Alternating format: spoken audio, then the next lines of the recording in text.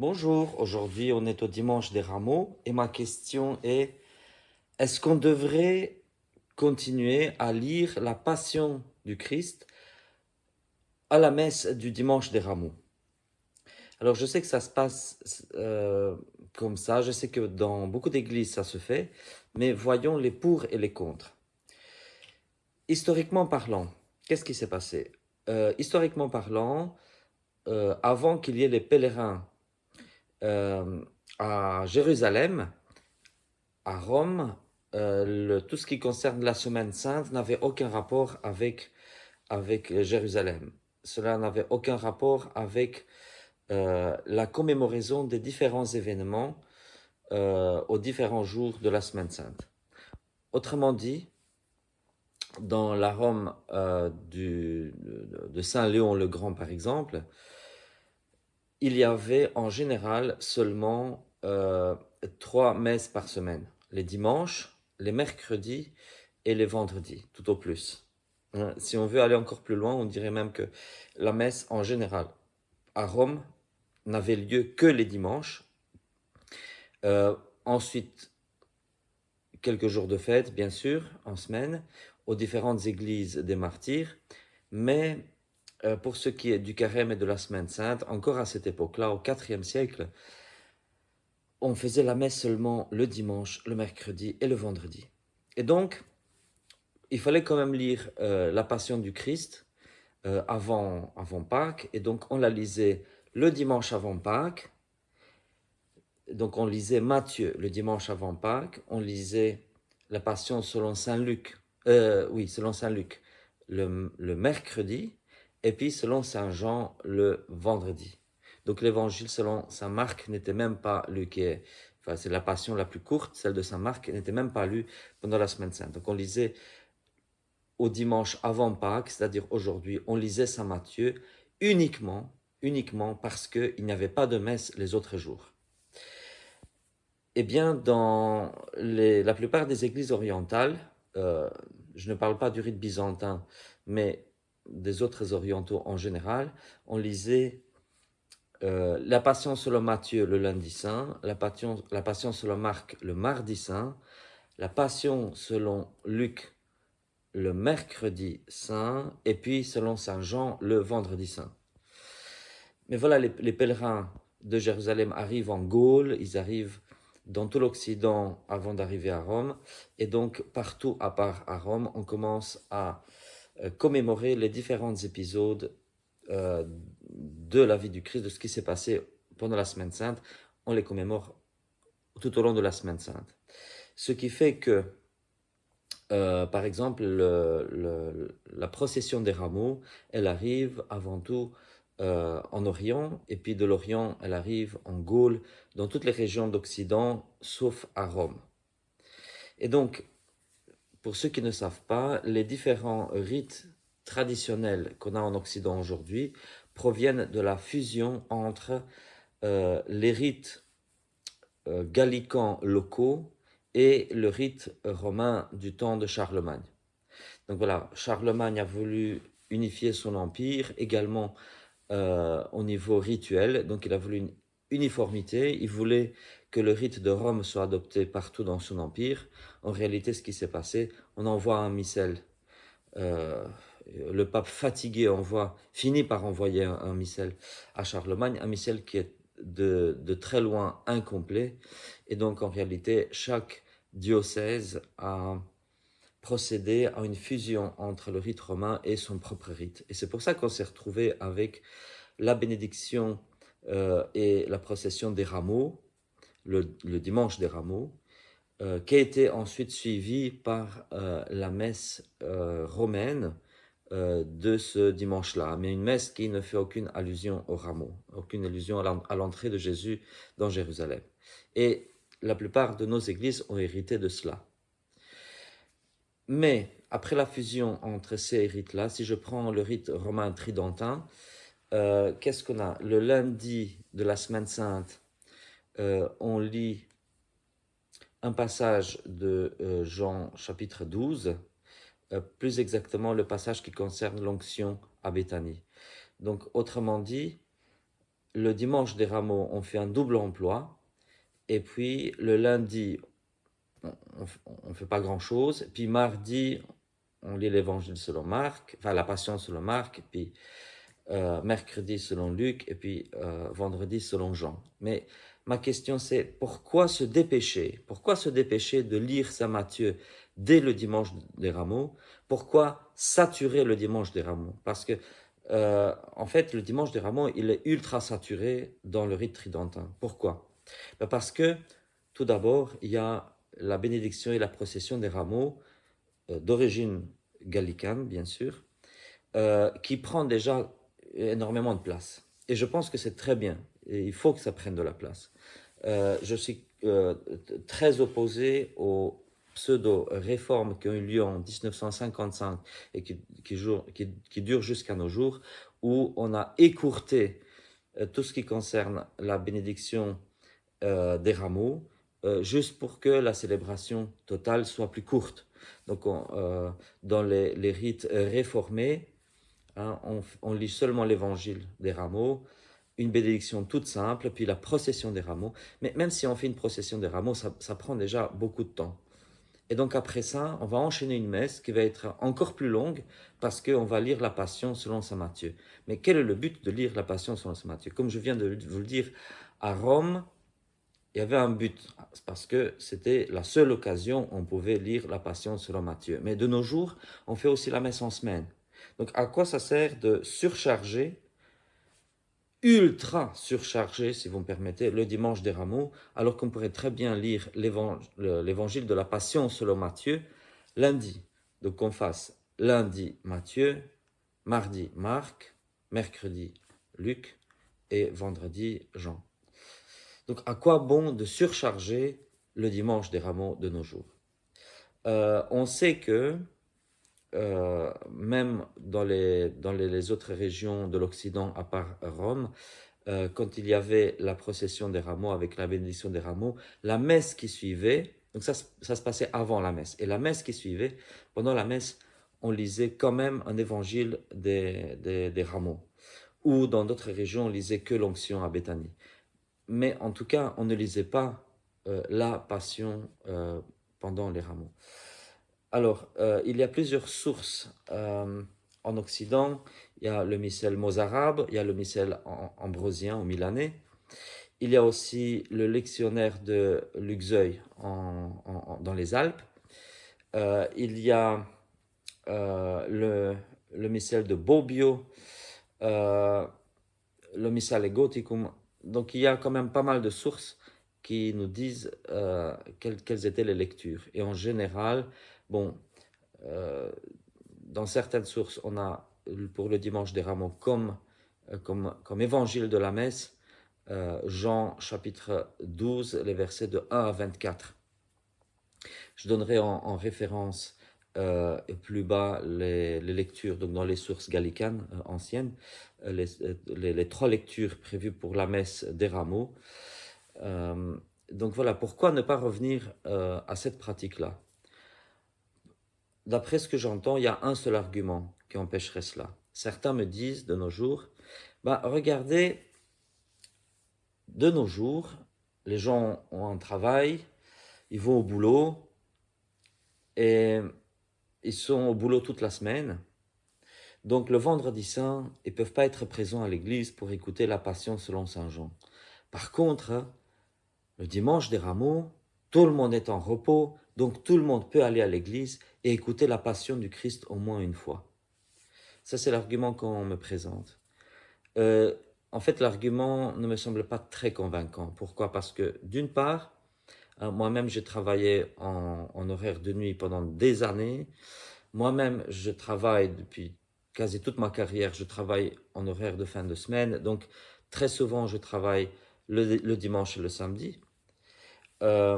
On sait qu'en Belgique, il y a quand même énormément de gens qui travaillent en horaire de nuit, énormément de gens qui travaillent en horaire de dimanche et de samedi. Donc dire que tout le monde est disponible le dimanche des Rameaux pour venir écouter la Passion, ça ne correspond pas à la réalité, tout simplement. Dans notre société, certains sont en repos le dimanche, d'autres en semaine. Donc voilà. Donc pour moi, ce n'est pas une raison tout à fait valable. Et puis même quand il y a la population active, euh, par exemple, mon époux travaille en horaire de bureau, donc effectivement, lui, il termine vendredi soir à 17h ou 17h30, donc malgré tout, il y a moyen de se rendre à l'église, à moins que la paroisse soit très étroite et ne veuille proposer la messe des présanctifiés qu'à 15h, par exemple. Bah, dans ce cas-là, forcément, on ne saura pas aller, enfin, les gens qui ont des horaires de bureau ne seront pas allés à la messe des présanctifiés le vendredi saint. Mais à part ces cas-là, je pense que les paroisses restent quand même assez ouvertes pour proposer la messe des présanctifiés relativement tard pour que les gens qui ont travaillé le vendredi saint puissent aller quand même à la messe des présanctifiés. Et puis, même si ce n'était pas le cas, voilà, les gens qui sont en repos le lundi, le mardi, le mercredi, bah, de toute façon, ils peuvent quand même aller à la messe l'un de ces soirs-là et écouter quand même la Passion selon Marc ou Luc, etc.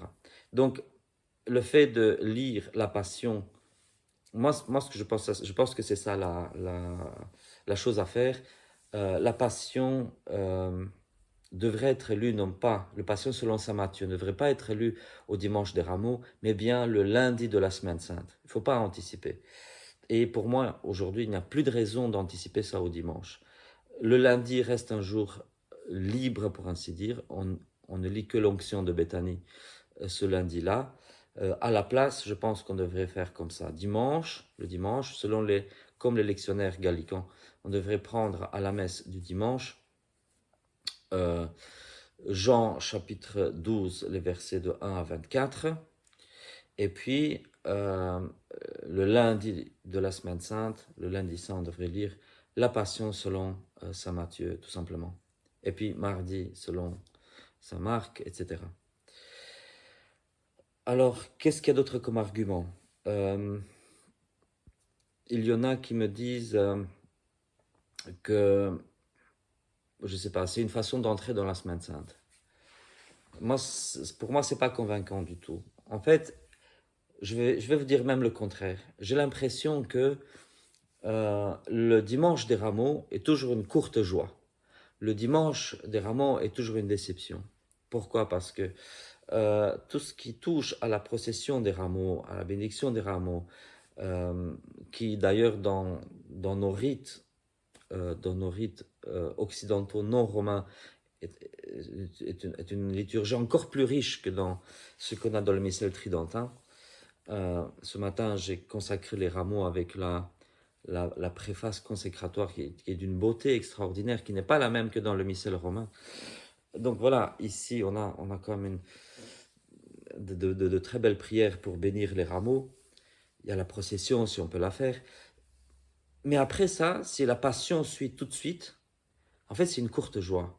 On va avec la joie dans l'église et puis on rentre à la maison avec un rameau à la main et le dernier verset qui a été lu, comme quoi Jésus a été mis au tombeau. Et donc, on a l'impression qu'il faut attendre une semaine pour le voir ressusciter.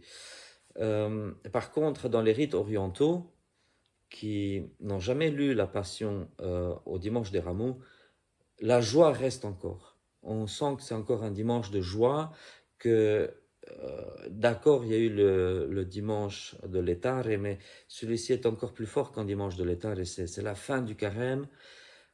On est en pleine joie, et on peut savourer cette joie. Et on rentre de l'église avec le roman en main, mais on sait que la passion ne commence qu'au lendemain. Et que les tracas de Jésus ne commencent réellement qu'au lendemain. Et donc, il y a quand même cette façon-là, et cette joie qui dure encore jusqu'au vêpres. Tandis qu'en Occident, de mon expérience, à un moment donné, j'ai participé quand j'étais jeune à une procession des rameaux qui a été très très grande, qui a commencé, je pense, à l'église Sainte-Marie à Schaerbeek, et la procession qui a continué jusqu'à la cathédrale Saint-Michel-le-Gudule. Donc c'était quand même une très longue procession avec beaucoup de chants, avec les rameaux. Mais quand on est sorti de l'église, on est sorti à nouveau avec Jésus a été mis au tombeau.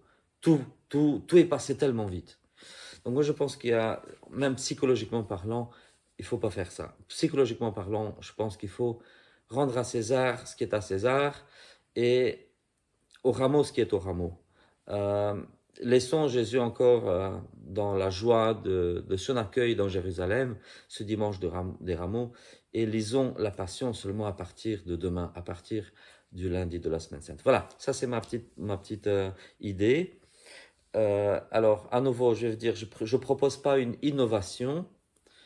Comme je l'ai dit au début, je le souligne, les rites les rites de nos églises occidentales sont chaque fois des fusions entre le rite romain et les rites gallicans ou gaulois. Et chaque église, même si on regarde par exemple, même le contenu des lectures pendant la Semaine Sainte, vous regardez un missel traditionnel de Paris, vous regardez un missel traditionnel de la région de Rouen, Sarisbury, Cantorbéry, vous allez voir que c'est encore une autre grille de lecture. Vous regardez le missel lyonnais, c'est encore une autre grille de lecture. Donc en fait, chaque église individuelle a une autre grille de lecture, même pour la Semaine Sainte. Le missel liégeois, par exemple, ne contient pas de messe entre le dimanche des Rameaux et le jeudi saint. Il y a la messe du dimanche des Rameaux, et puis on saute tout de suite à la messe du jeudi saint, par exemple. Donc, chaque église a fait ses choix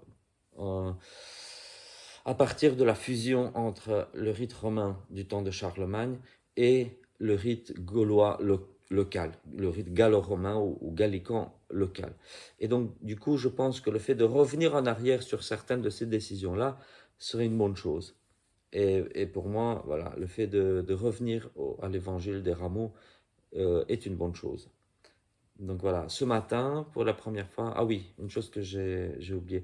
Cette question-là que j'aborde aujourd'hui, je l'avais pratiquement oubliée. Je m'étais posé cette question-là il y a une quinzaine d'années ou plus, et puis je l'ai oubliée. Et pourquoi la question m'est revenue à l'esprit?